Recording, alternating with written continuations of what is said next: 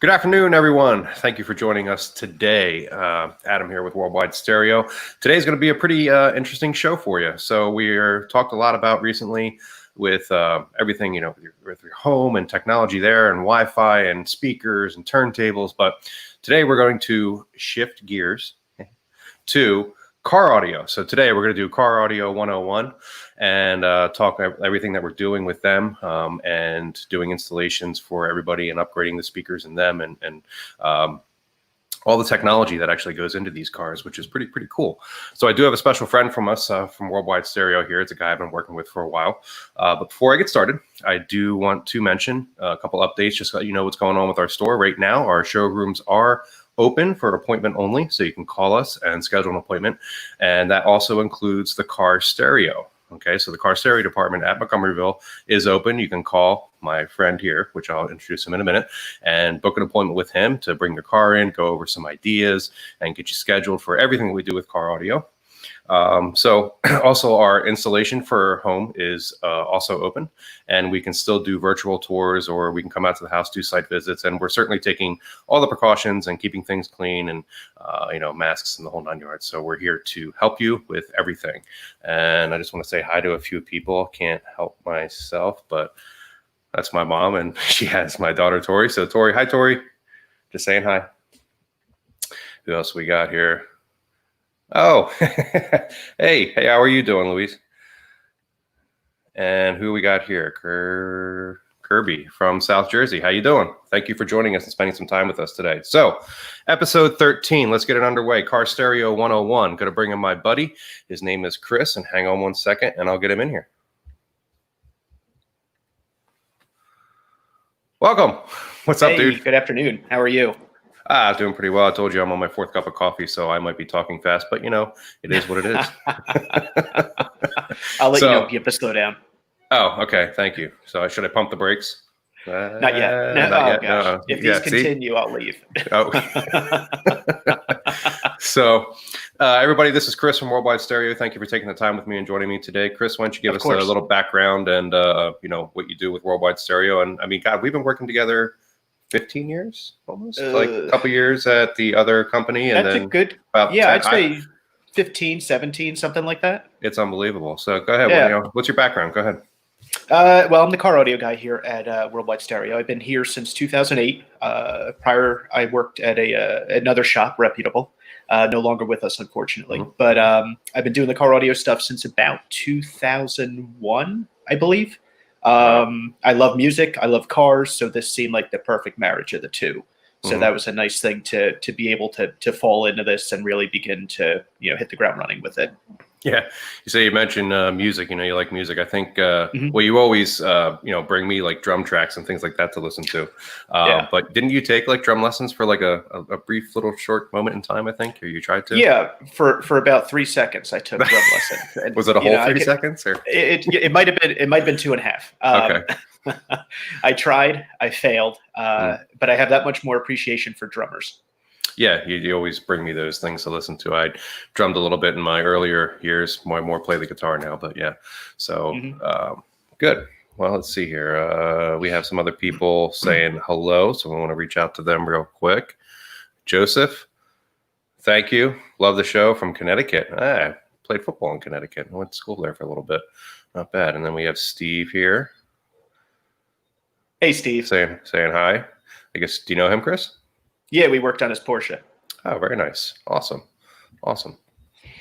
So today's topics, like I mentioned, we're discussing things like, today's cars are so different. And compared to maybe that, that older, maybe Camaro or even that 90s model of a vehicle in terms of what was in a stereo then versus what the cars come with now. And it's a whole different game. So I guess we'll get started and then roll into this right here.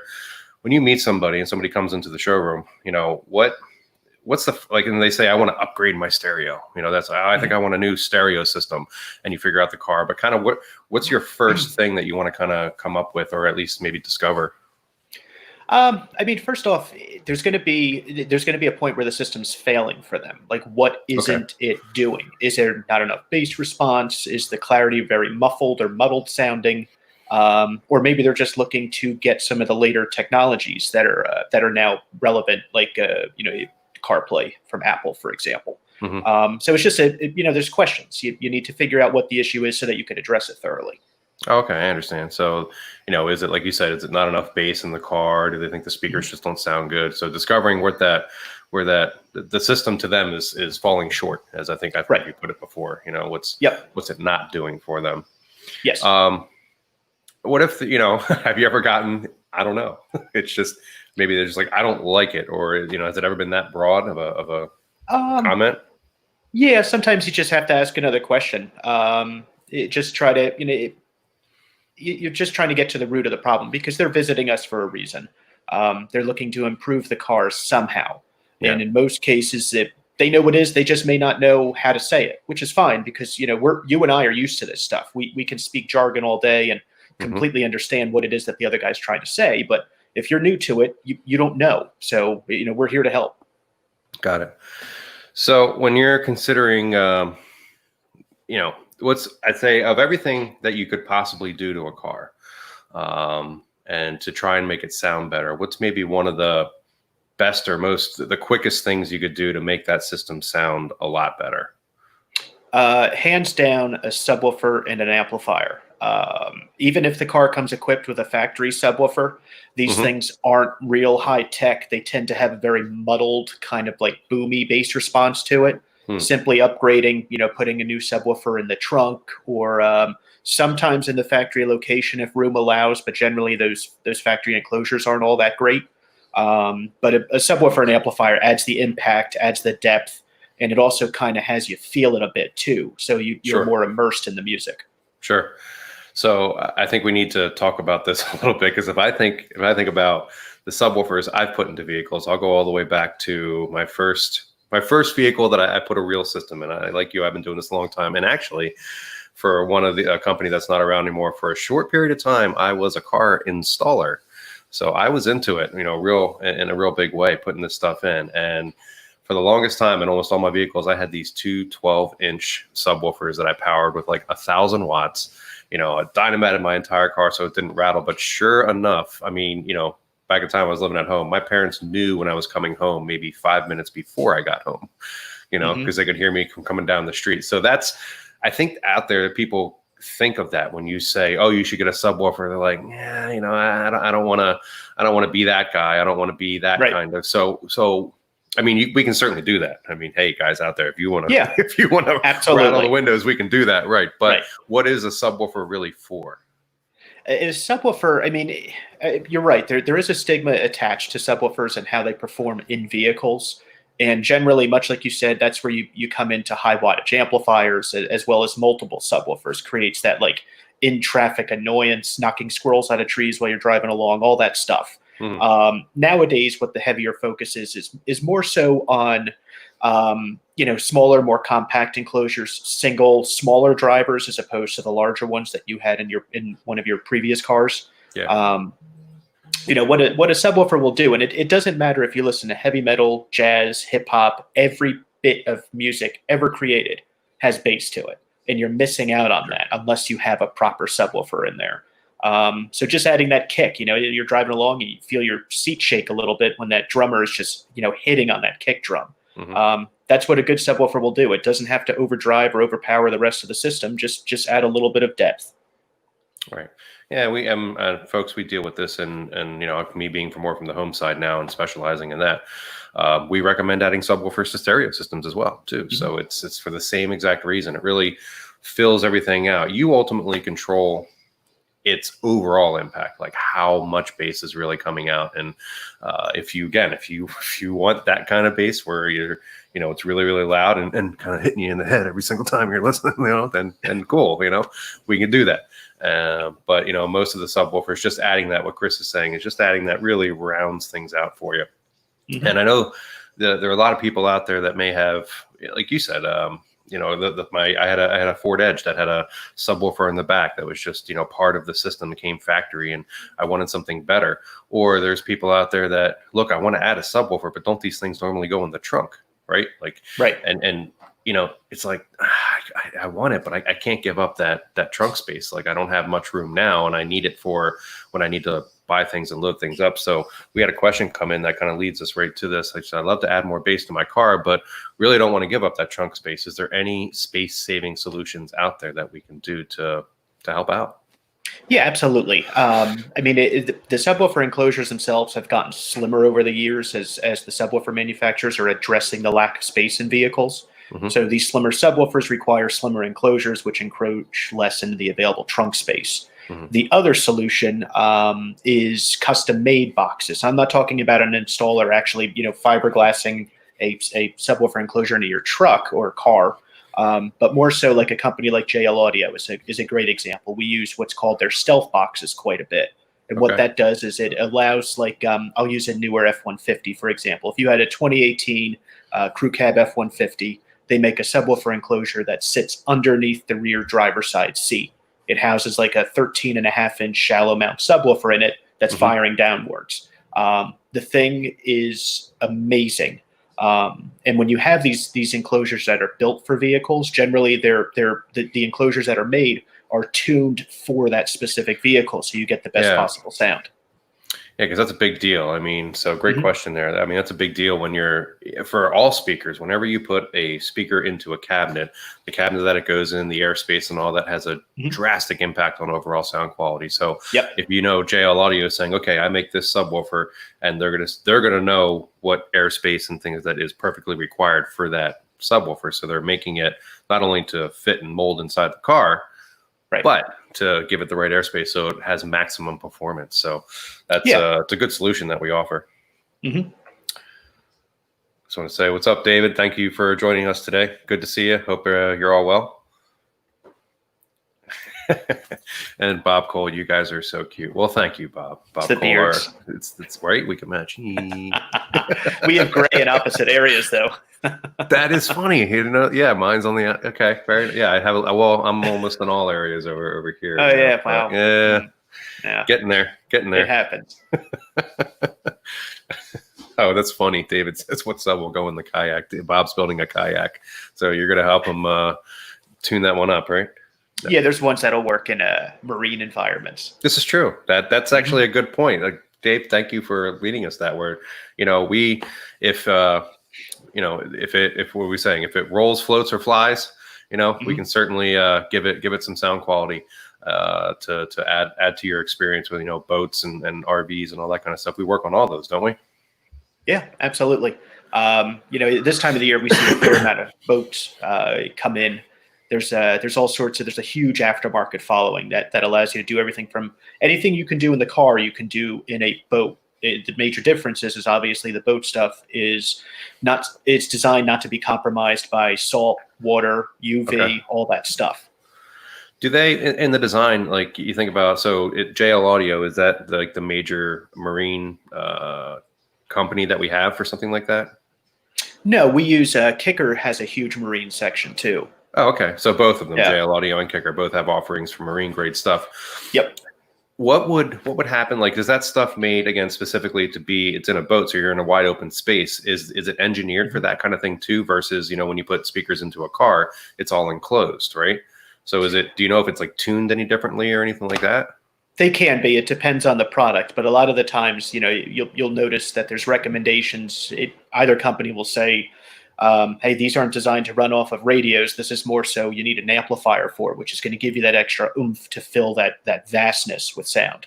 Yeah, because I mean, we're on the home side. I'm just thinking, we deal with that when we're doing outdoor audio systems. You have to consider that there's no reflection, happening. You're just you're throwing sound out into an open space or on a lake or on the water or something like that, right? So it's a different animal. You put an outdoor speaker inside, and it tends not to perform as well as a traditional indoor speaker. So I was just wondering if that was the same with your marine stuff too. So that's where that. Yeah, I mean, they have it too, where some boats will have, from the manufacturer, they'll have speakers installed.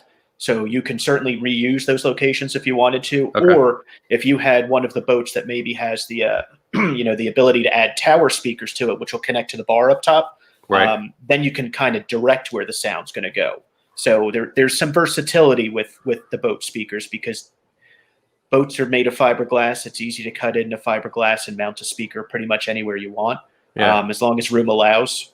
They don't have to be in enclosures, much like car speakers technically aren't in enclosures unless you count the door as one. Right. So they're designed with a fair amount of versatility in mind. Oh, that's good. It's good. Here's a neat question that's coming in right now. So let's say you buy a car and there's only 4 speakers in it. There isn't a factory subwoofer installed or anything like that. Can you add a subwoofer to just an existing factory system? Oh, yeah, absolutely. Yeah, you can keep the factory radio in place. The amplifier that you've selected to power the subwoofer may have the ability to connect to the factory system. If not, then there are adapters that allow you to do that. The one thing to keep in mind is if you decide to add an amplifier and subwoofer to a factory installed radio is select an amplifier that gives you ability to add a bass knob to it. That way you can dial in the proper amount of bass from the driver's seat. Oh, okay. Just like a little extra knob that you install somewhere like under the dash or on the dash. Exactly. Okay. Mm-hmm. Yeah, they tend to be small and discreet. So yeah. Just remember where they are so you're not like hunting for them, because you are driving. Right. Just keep it within reach. Right. Let's see. This is neat. Let's read this one out here. It says some high-performance cars have high performance but lightweight audio systems from the factory. Ever done a project that balanced audio performance with weight? Any product lines you would recommend? That's a neat question. Yeah, I mean, usually there's a compromise somewhere. Everything we do, car audio-wise, is a compromise. In regards to if you want better sound, you may have to add some weight. If you're just looking for if you're looking for a substantial boost, you're going to add a heavier speaker. They're going to be designed with heavier materials, a larger magnet, better built, maybe like a forged chassis instead of a stamped one. So you're going to add some manner of weight. The common misconception is that they don't weigh a whole lot more than what you have currently. So I don't think it's too much of an issue. I mean, I've seen some stuff in the past where people are putting these large 8-inch woofers into their front doors to improve bass response up there. That'll add more weight than necessary. But if you keep it simple, you're really not fooling around with it too much. Oh, okay. Good to know. I know too, that actually kind of leads me into a next thing I kind of wanted to talk about. I mean, you're dealing with a car and you're on the road. Driving on the road, even with a nice smooth paved road and maybe really nice good tires that are quiet, we'll say they're quiet, have a smoother ride or something like that, you're still dealing with a lot of road noise and just the environment, the wind. I mean, I know some cars come with acoustic glass, and I've even seen car advertisements where they talk about it's like a noise canceling system inside the vehicle, to try and eliminate some of that road noise. But when you're trying to improve your sound quality, like I've talked about before in the home, you have to treat the room if you really want to have it sound great. So, do we also want to consider treating the car for sound treatment? And what does that look like? What can we do on that side of things? Great question. We use a company called Dynamat that is basically we use Dynamat Extreme, excuse me, which is going to be basically almost like a thicker aluminum foil is what it looks like, backed with almost like an 1/8 inch what appears to be almost tar like. And what it does is it adheres to the metal parts of the car. So when you remove the front door to install a speaker, you can then put that Dynamat material right on that metal door that's now exposed. What that's going to do is help stop road noise from coming in. And it's also going to kind of improve that cavity in which the speaker's playing. So you'll get better mid-bass performance, stronger mid-range response. So yeah, I mean, there's been vehicles that we've done that we've only done sound insulation for because maybe they enjoyed the rest of the system, but it was just a very noisy vehicle. Yeah. One of my vehicles, 97 Ford Escort. Oh yeah. But that was probably my best sounding vehicle that I ever had. But yeah, that was because I dynamited the entire thing. I wasn't really concerned like that Justin had up there earlier with adding weight to it because, it's not a high performance vehicle, but yeah, I wanted the sound. Right. And adding Dynamat's not going to add that much, a few pounds or something. Oh, really? Okay. So yeah, it's not that bad and it makes a world of difference. Got it. So yeah, that was again doing that. I know really helped out, and it's actually interesting when I remember shutting the door for the first time after I dynamited my door, and it just the sound of the door shutting was like solid. And I was like, wow, Sounded like a Mercedes. It was the only Ford to sound like a Mercedes. Exactly. I remember that moment. Yeah. So yeah, that certainly can help, and treating the car for sound is definitely important, just as we do it in the room. Absolutely. And seeing the links, the comments there, I've had my back end support here is putting up the links for some of that Dynamat. If you want to take a look at that, it's in the comment section there. So we've talked a lot about considering so far, what sort of improvements we can do almost instantly that'll give you a big bump in overall sound quality. Some of the different form factors on what we have in terms of speakers, marine grade we brought up, and we talked about that. But let's move into the technology side of things, as again, newer cars pretty much come with these interesting, screens now and all this kind of stuff. Some of the technologies that we're seeing in these vehicles, what's kind of the big thing right now, Chris, with car stereo technology? That's a good question. I would say that the biggest things that we're seeing nowadays, or at least what's being asked of us, is the Apple CarPlay and Android Auto connectivity. Mm-hmm. Mm-hmm. So what is that? What does that do? What it is it depends on the radio that's installed. It's either a hardwired solution where you're plugging your iPhone or your Android directly into the available USB input that's in the car. You could do it wired or wireless, again, depending on how it's set up from the factory. Yeah. But what that will do is it allows you to pull, like, we'll use the iPhone as the example here. Apple Maps, Google Maps, or Waze as a navigation source. You can control streaming services like Tidal, Qobuz, Spotify, Pandora, plus more, Apple Music too, of course. And then handle all sorts of like communication, like phone calls, text messages. As they roll in, you're notified. And if you respond to a text, you are not picking up the phone and going, oh yeah, here we go, and something terrible is happening. It's all voice driven. So you tell Siri what it is you want to say to your brother that's texting you, and then she'll push that text out to him. It's really neat stuff. Yeah. I'm sure you have that in your car, right? Yeah, I'm an Android user, one of 4 in the country, it seems.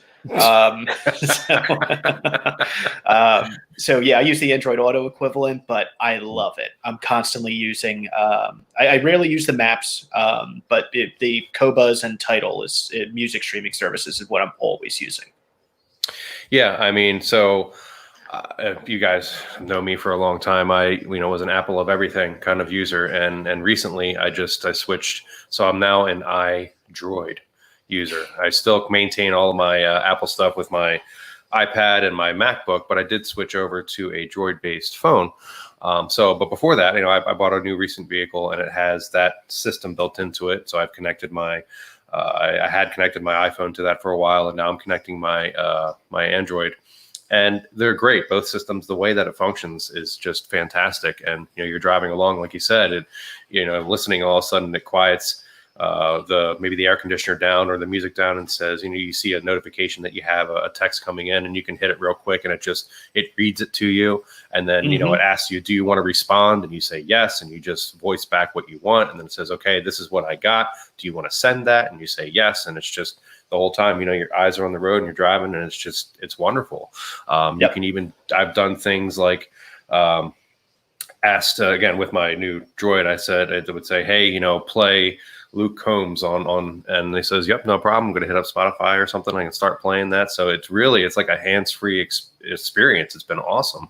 And for me, it's a wired solution. So I plug in and it just takes over, and the maps are there. Guys, if you don't have this, you got to get it. It's really, really cool. Awesome. It's awesome. Yeah. So, we can do this now in I'd say almost any vehicle. And Chris, I'll default to you on that one. But, if it's not a new car that has it, are most cars available? We can put something in for them, right?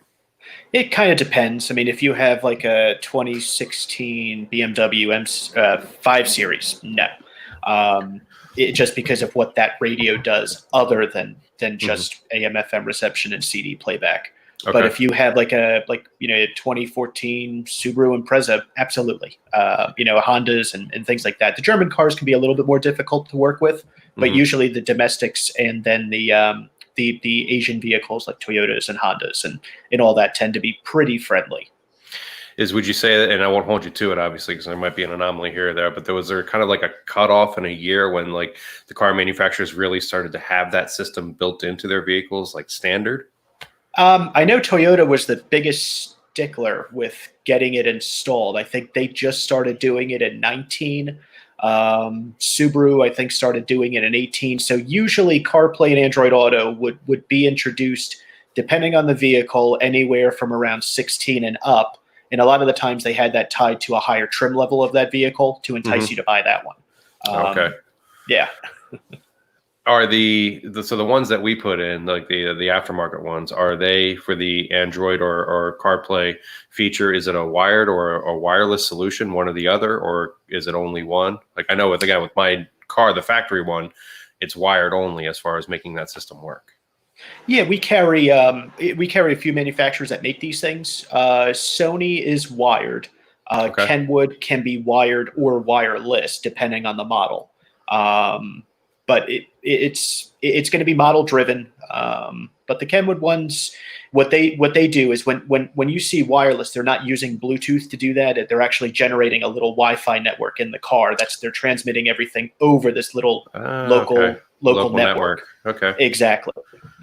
So that's how that works. There's a lot of people think it's Bluetooth in the beginning because that's what they're thinking of, the communication between the two, but it's actually a little Wi-Fi network instead. Yeah, I guess there's a lot more going on. Something that Bluetooth would probably struggle, or it doesn't even really have the capability of handling. Currently that kind no of way. Two-way communication back and forth. Yeah. Mm-mm. The amount of data that goes is far too high for Bluetooth. Sure. And I would say, folks, I mean, and again, Chris, this is your world. You're the expert here. But I would think that even if you had the option of going wireless, that a wired connection would always be, one, more reliable, and two, probably sounds better. So, you know what? Over Wi-Fi in a car, I would probably pitch it more as if you're plugged in, you're charging. That's important because if you're going on a longer trip, if you're driving down to the Outer Banks and you're using wireless CarPlay for the entire journey, I know. You're using CarPlay for the entire journey wirelessly. There's a darn good chance that you just killed your battery. But if you're plugged in, you don't have to worry about that. Now, what's available nowadays coming in car, those wireless charging pads. Yeah. So the manufacturers are catching up with the technology. They're always behind.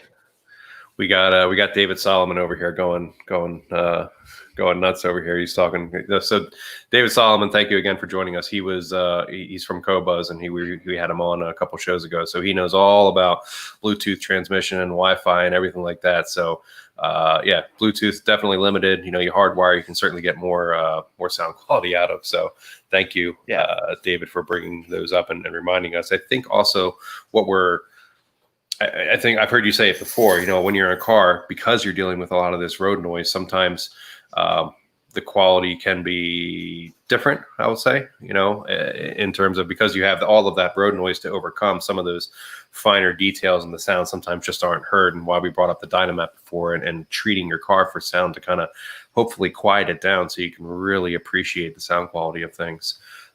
So always a good thing to do. On that note, absolutely. There are these high res formats and files out there. Do any of the systems that we carry kind of get into that? Be able to handle like a high res, like an audio file kind of guy? Yeah, most of them will nowadays. I mean, even the smaller, inexpensive ones will read your FLAC audio, your DSD audio files they have loaded up, usually on a thumb drive. Is usually the way that it's done. I know I use a Kenwood personally in my car, and I have some FLAC audio on my Android that I plug in. And it will pull it, and it sounds pretty darn good. So I imagine it's doing what it's supposed to be doing. Yeah. But I mean, there is a demonstrable difference in the car between something like a high resolution file versus something that maybe you're pulling in from Spotify or Pandora. If it's more realistic, it's more engaging, and that's really what you want to hear on the road is something that kind of pulls yourself out of the monotony of driving and makes it more of an enjoyable experience. Sure. If y'all ever see me on the road, I'm usually the guy playing air drums and singing my what off. So that's me. If you pull up next to me and you start laughing, I'll turn at you and sing louder. So that's what I do. So no shame, no embarrassment. Oh, no, none whatsoever. I'm having a good time. I want you to have a good time too. So I'll be your entertainment for those brief couple seconds at the red light. Another thing I wanted to bring up, that there is a product out there that we could attach to a car audio system, and it's a portable high resolution audio player. And recently I had the honor of messing around with an Estelle & Kern SR25, and that has a USB-C output, and I was able to connect it into my car, and I had my high-res files on there, transferred it over, sounded great. I was able to control it. Also has a just a standard headphone style out too. So if your car stereo has a standard aux input, with the 3.5 millimeter audio jack, you can connect it that way as well. And so that's another way of bringing in some really nice content into your car stereo to be able to play. If you didn't want to store it or couldn't store it on your phone, you can use these high resolution audio players, which are really nice too. Okay. Well, guys, we have, again, you have Chris here from Worldwide Stereo, car stereo expert. Please bring your questions in. Any questions that you have for him, let him know. You can always email him directly. I believe we have his, here it is, just to bring up his information there. You can call us. That's the Montgomeryville showroom number there. And Chris's email address. If you have any specific car questions, like I have a year such and such model, that kind of thing, and I'm looking to do this, reach out to Chris and he can definitely help you out with that. Absolutely. Moving along here, there's we want to talk about, we mentioned JL Audio before, and so we've seen a shift, and I have as well on the home side, in amplifier styles, and this company JL Audio looks like to be following suit with this VXI amplifiers that we have out there. So what are they all about? These are you I guess you're using these a lot now? Yeah, the VXI amplifier line is relatively new from JL Audio. It came out about a year and a half ago, I think. And what makes them unique is that they're marketed as reference grade amplifiers, something that's going to sound very, very good, supply a decent amount of power. What's unique about them is there's a couple things that end up making it unique, but they're Class D technology, so they're extremely efficient, very small, don't create a whole lot of heat. So they're easily hidden into discrete locations in a vehicle, like under a seat, behind a panel. Those are usually the two spots that we put them in. They sound amazing, and they have DSP built in. DSP, if you're not sure, is digital signal processing. And what that term can be thrown around a little bit. It can mean slightly different things. In this particular case, when JL Audio says DSP for their VXI amplifier line, they give you the ability to connect this amplifier to your computer or your iPad, and you can control the entire tune suite right through that iPad or that computer program. Wow. So in the past, you may remember this, Adam, from your days of installing amplifiers. You had a series of knobs and switches that you would play with, and that's how you tune the amplifier. You're like, I'm going to set the crossover up for 80 hertz, and you'd spin the knob, and you're like, that's about 80 hertz. Well, that about is gone with the VXI. If you want 80, you type in 80, and now it's locked in. They're really remarkable amplifiers, and as a matter of fact, they offer 8 different models, anywhere from monoblock subwoofer amplifier, single channel is what a monoblock is. All the way up to 8 channels of amplification. So you could pretty much think of any wild scheme, and JL Audio has a solution for it. It's really neat stuff.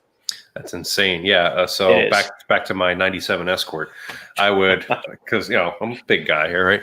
And I would be able to reach back and I could pull the seat down, and that's where I had all of my crossover controls.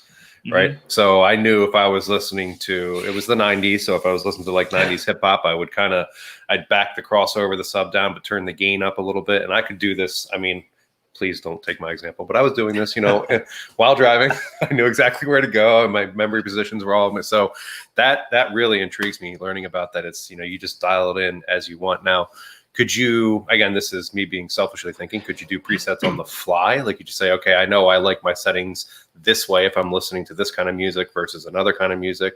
Or is it kind of, it's set and then you'd have to go in and reset it? No, that's a good question. There are multiple presets available. So if you had a sound quality one, a rock out one, super loud bass one, you can. That's controlled through an optional bass knob that you buy. It's like a 2-piece bass knob, and one of them allows you to toggle through presets, and then the other knob allows you to dial in how much bass response you're getting from your subwoofer. So they've thought of just about everything. Excellent. This is sounding better and better. Here's, you know what, this Greg Turner came in here. He says, are there any special considerations for convertibles? Not to sidestep here, but that's a good question. You know, we talked about the Marine. So is there considerations for convertibles when you're doing sound in them? Absolutely. More power. When you have that top back, you're going to have a much different experience. It's going to be a whole lot of noise coming in. And the only way to overcome that is to throw more power at the speakers or the subwoofer to help overcome that high noise floor.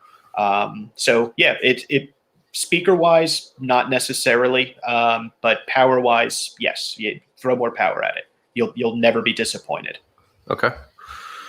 Let's see here. Dan says, would love to hear about options for upgrading speakers, adding amplification and sub plus amp, but keeping factory head units.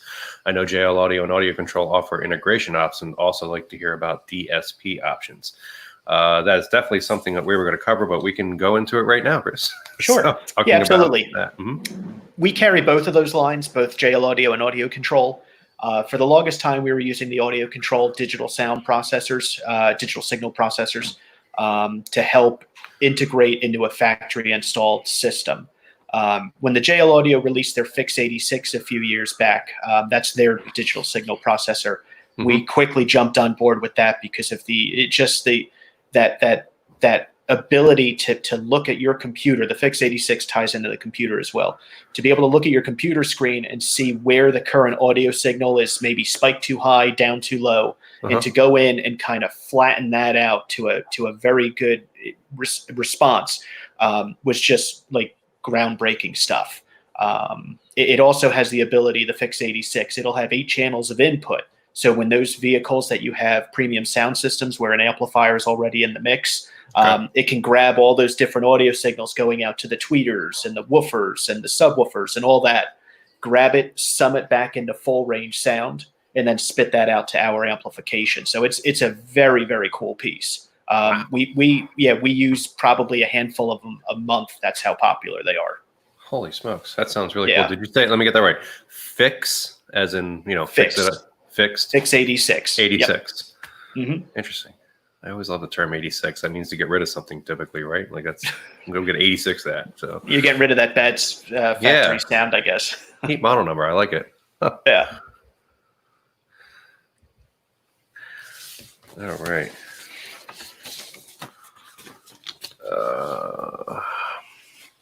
All right, so moving along to, we talked about those amplifiers. That sounds amazing though, the D class, and that's something we've seen as well in a shift in the home audio world, and they've definitely gotten so much better. So they're now really enjoyable to listen to. Let's see. Oh, Peter just came in with something right here. Check this out. Any way to pull album artwork while in the car? I use J-River and stream my library. The artwork field shows blank. 2014 Toyota Corolla. That's more likely a limitation of the handshake between that piece and the radio. Aftermarket ones are sometimes a little bit better. There's no promising until you actually hook it up and see how it works, because there's so many different programs and they operate differently from one another. So maybe an aftermarket one will solve that issue. But the factory one, it's just a limitation of what's there.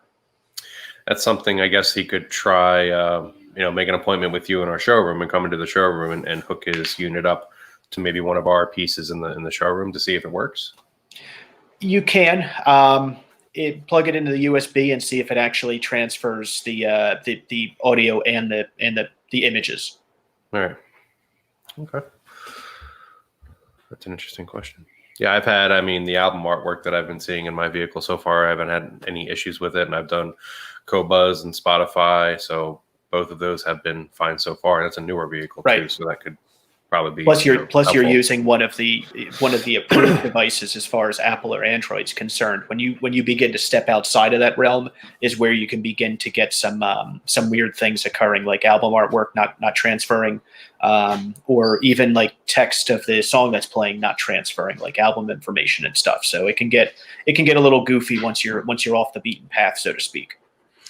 Got it. So I want to move into talking about, how we go about building a great sounding system. And I do want to showcase some of our pieces that I have here. So I want to bring up some photos, and maybe Chris, you can kind of walk us through a couple of these here. Yeah, Give me absolutely. 1 second to hit the right button. Okay, there we go. That's my installer and I. We're looking at the back end of a Wrangler. We were trying to figure out amplifier placement. In this is a 2-door Wrangler, so these are more difficult to work with only because they have less room to hide stuff. So I think in one of the you were showing me a couple of these before. Yeah. Bang. There you can see tucked into that little cubby underneath the floor there's a couple JL Audio amplifiers. One can be used for the speakers, the other is used for a subwoofer in this particular case. And I see the length of the beard. That happened just before COVID. It looks like that was actually that was yesterday. Yesterday. Yeah. You just woke up all of a sudden. Yeah. So there we go. I guess looking more at that location back there.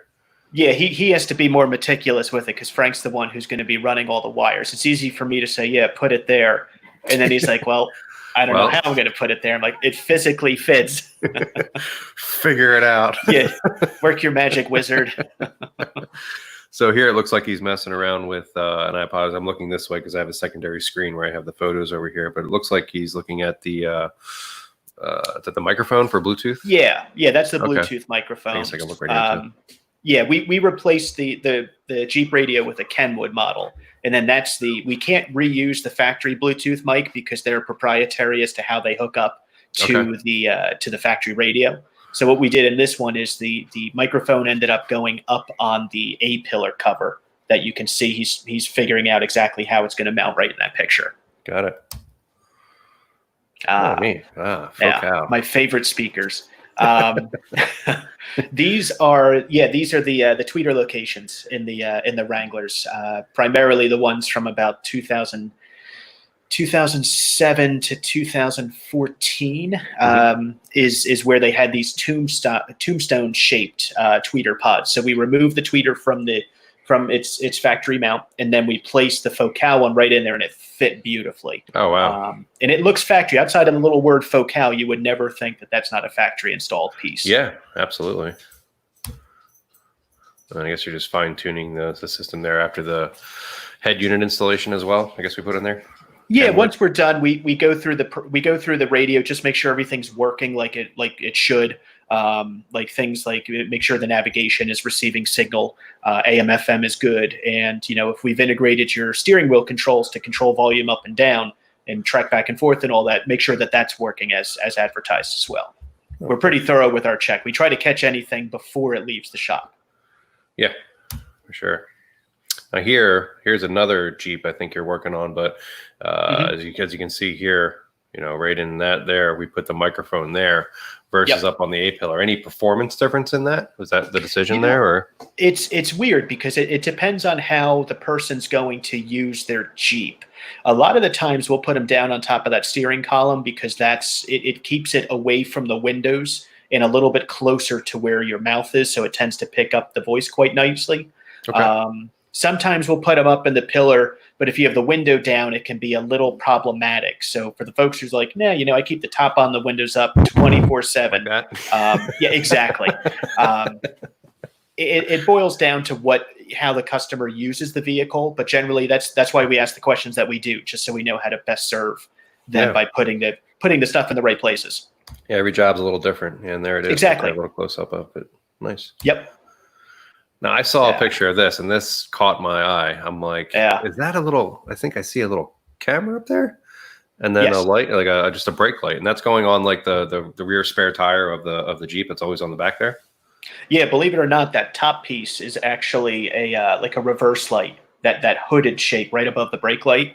Then you have the third brake light, and then down below is the camera at the very bottom. I didn't even So see what that light does is it helps illuminate the ground a little bit more, so that when you're backing up, you can see stuff more clearly at night. Sure. But that's just hanging on the back end of the Wrangler we were just looking at pictures of. That's an Alpine specific camera. It mounts right to the same piece that the spare tire mounts to. You can see it extends off of the tire a bit too, which improves its versatility. With if you had like deeper or larger aftermarket wheels, this thing doesn't become obsolete. Huh.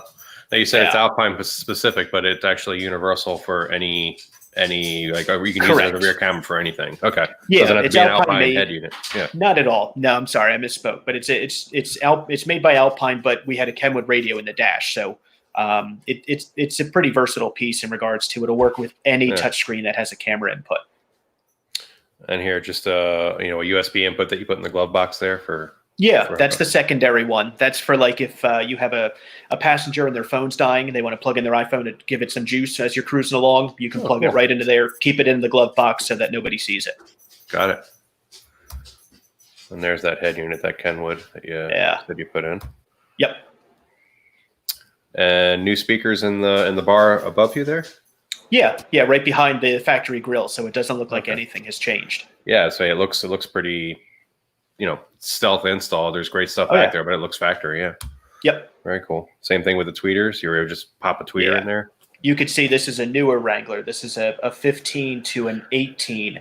They flush the tweeters. They give you a larger. It's almost like a mid-range with what's there from the factory. An actual tweeter went under there though, and then we built a bracket to hold each one.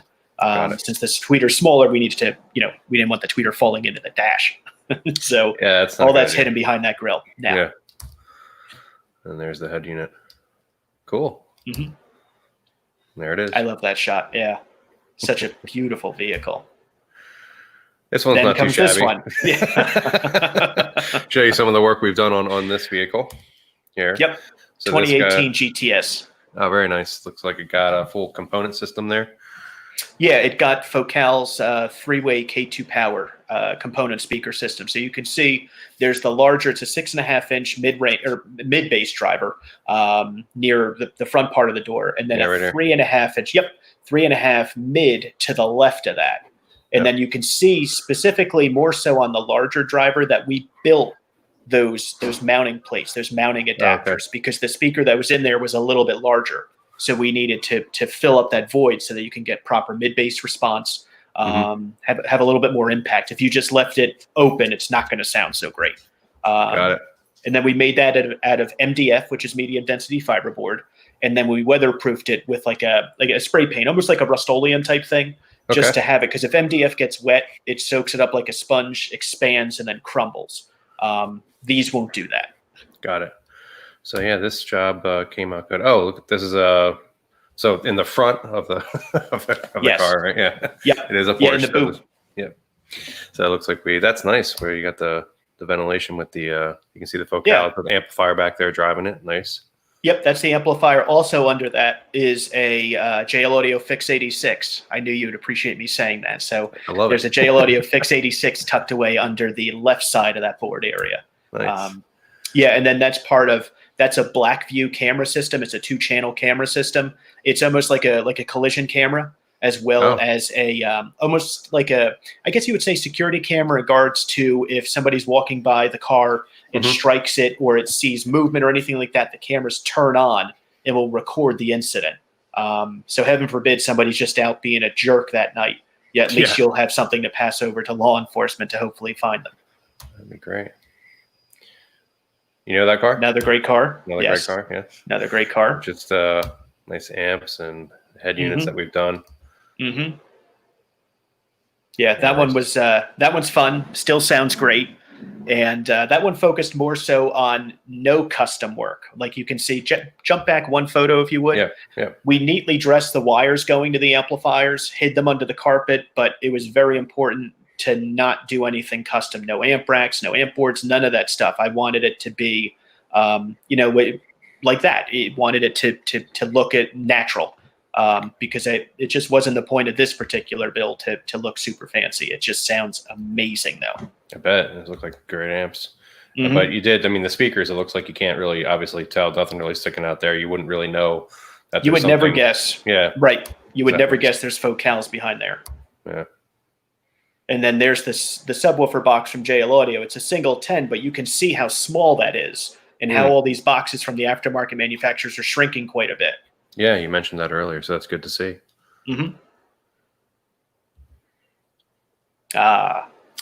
Great car. Yeah, it is a nice one. So here's an interesting, it's an older vehicle, obviously. We wanted to... 72, yeah. 72. You want to keep it looking 72, but give it some new flavor. So it looks like you put in like a newer head unit in there, just like that. Did an Alpine radio in there. It has a USB input that we ran over to, there's a little pocket near the driver's kick panel area, and the USB cable came out in there. So he can tuck in like an iPod or an iPhone right into that pocket, plug it in, and then control the music right through that interface of the Alpine. Nice. So these are this one. Yeah, we did focal speakers in here. He removes this pocket when he's cruising around enjoying it. The pocket will go on when he actually goes to shows. To keep it looking factory, to show the car. Correct, yeah. He's dancing that fine line of original and aftermarket, so this was the best solution for it. Got it. Yeah, that was a beautiful car. The color, the pictures don't do any justice to the color of that thing. Yeah, that's very pretty. Yeah. So, well, thanks for walking us through those. Some of the fun things that we've done, and you can check out more of those on our project profile page on Worldwide Stereo's website, worldwidestereo.com. If you want to look more at those, I'd like to move into because we only have maybe about 10-15 minutes left here before our hour session is up. But I'd like to talk about things to consider when you're trying to upgrade your speakers. I guess what I'm getting to is when you have, size is always a concern. Can you go bigger? Can you go smaller? Do I need an amplifier? So somebody comes to you, let's just say somebody walks in and says, I want new speakers. What are kind of some of your qualifying kind of questions to kind of point them in the right direction? It's very similar to what the response would be to if they came in and just said, I need to fix something. It's kind of like, well, where's the current system falling short? Is a treble muffled, bass response non-existent? Generally, to slide into that other part of the question that you had, we're usually using about the same size, sometimes smaller. Like if somebody came in with a newer Dodge truck and said, hey, I want to upgrade the sound. The bass is just really boomy, really it's just a little overwhelming. Well, Dodge uses big 6x9s in those front doors. So we'll use a smaller 6.5, build those mounting plates to hold it in place and to kind of give the speaker a cabinet to perform in. And a 6.5 will almost always sound better than a 6x9 unless you're gunning for more bass. A 6x9 will give you that, but a 6.5 will have a little bit of a fuller sound, particularly in the mid-range section, because it's not getting drowned out by the muddiness of a 6x9. Interesting. And then are there certainly, if somebody says, I don't want to buy an amplifier, I just want to kind of use what's in the factory, are there certain speakers that are geared for that? Yeah, generally you have speakers that are going to have a higher sensitivity rating, meaning that the power that they're given, they work very, very well with, very efficiently with, so they don't need a whole lot of power to begin with. Kicker is a great example of that. Their CS and KS series speakers are designed to run off of, I guess you would say, lower level power environments, like a factory radio or even a factory amplifier could be in that realm too.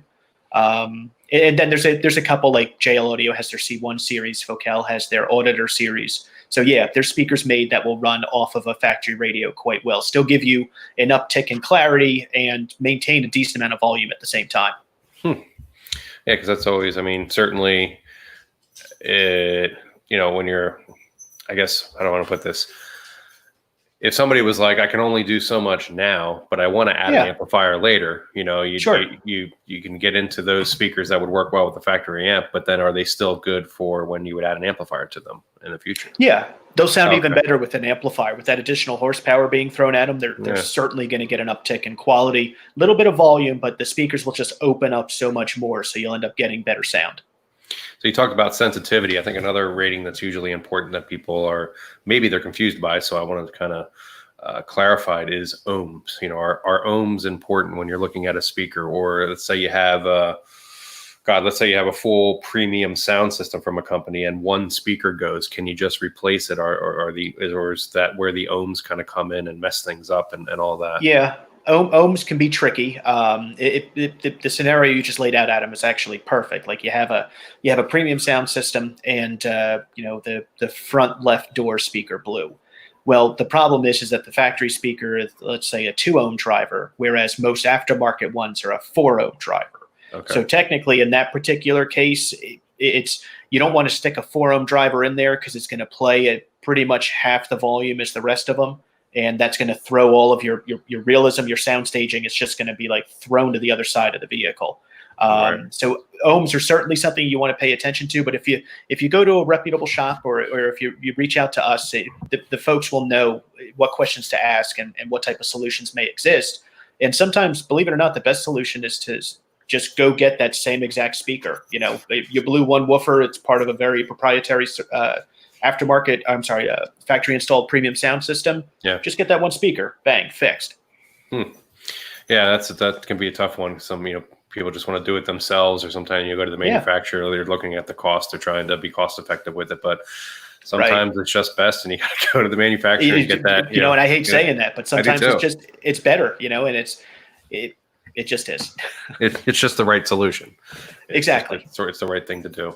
Yeah, because if you really wanted to improve like a premium sound system, you'd have to rip it all out, right, and start from scratch almost. Yeah, kind of. There's with today's premium sound systems, it's more complicated to deal with. You're dealing with things like the Fix 86 from JL Audio, for example, or some manner of like amplifier integration adapter from like Pack Audio. Like there's pieces out there that can get you good sound, but you're right, that's just one piece. Now you need to consider the amplifier. Now you need to consider the speakers, possibly a subwoofer, hopefully a subwoofer. So it begins to add up a little bit, but at the end of the day, there's a substantial increase in sound quality. Excellent. Some questions coming here that I want to get into. Sure. This one from Christopher says, how much custom building do you do to make things fit? You mentioned making something fit for the Jeep tweeter. Well, as far as custom building, that's merely cutting a like a piece of plastic or weather treated MDF to fit essentially you take the factory speaker, turn it upside down, trace it, cut that out, take the tweeter, put it down, trace it, and you cut that out. Now you have a perfect speaker adapter plate to sit in that hole. It mounts right into the 2 bolts that hold that factory speaker down. And the tweeter mounts directly in the middle of it, and it's perfect. It doesn't require much. It's maybe about a half hour's worth of work to make a pair of them and weatherproof them and then install them. So do we do anything else? So we said with that, but any other, that's really what we do as far as custom is concerned, make these rings to kind of fit in these spaces. And we have the stealth boxes that we can do. Right. So, okay. Good. And Harry here says, can you comment on small pickups like a Nissan Frontier? Thanks. I'm guessing, what could possibly be done in a smaller pickup truck, because now you're talking about probably a cab that's got not a whole lot of airspace. So what kinds of systems would you do in a smaller space, or considerations I would say you would make in a smaller space like that?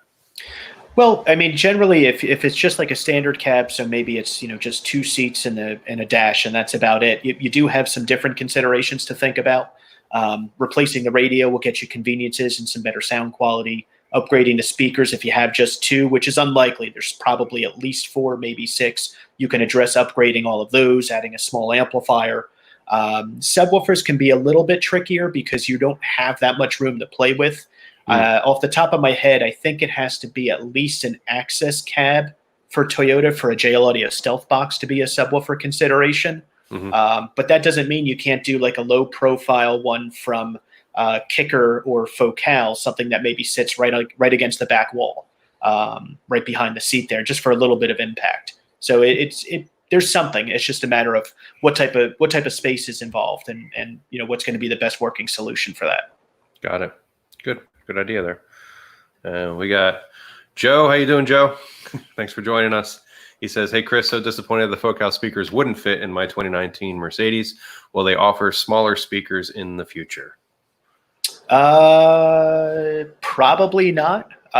They generally don't offer anything smaller than a 4.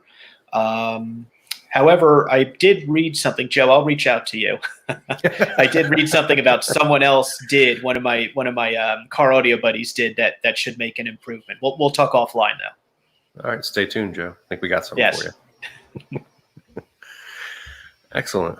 Okay. Well, wow, it's amazing how some of these things, how fast an hour goes by when we're talking about these things. Everybody today, thank you, for joining us and taking the time out of your day to watch us here. Certainly, again, I'll remind you that our showrooms are open for appointment only, but the car installation bays are also open and doing installations right now, as we also are with the home side of the business too. So reach out to, I'm going to put Chris's information up here again one more time.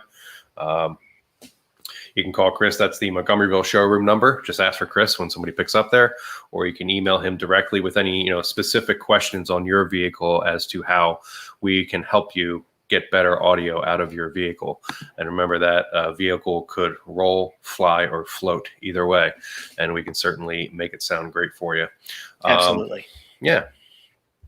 Got let's see here. We threw up some. Just threw up some links there for our car stereo design and services and what we have going on. I'll leave it up here for a little bit. There's always a 30-second delay. See if we get any more questions. But again, you can always follow up with us later. There is one, Adam, if I could interject. Dan Keeler had one. Yes, that is the JL Audio 10W6 box. Gotcha. Unfortunately, while that box is near and dear to my heart, JL Audio discontinued it. They make it available in the 12, but the 10 is now unfortunately no longer available. You can still get the subwoofer loose, you just don't get that enclosure anymore. Got it. All right. All right, everybody. Again, thank you so much for joining us today. Thank you. And it was fun talking about car audio. Hopefully we'll see you all shortly in the showroom for getting some new speakers installed into your vehicle for us. Again, any follow-up questions, please reach out to me, Chris, or you can call the 1-800 number, and we're happy to help you. All right, everybody. This is Adam with Worldwide Stereo, reminding you to listen to music every day. So long.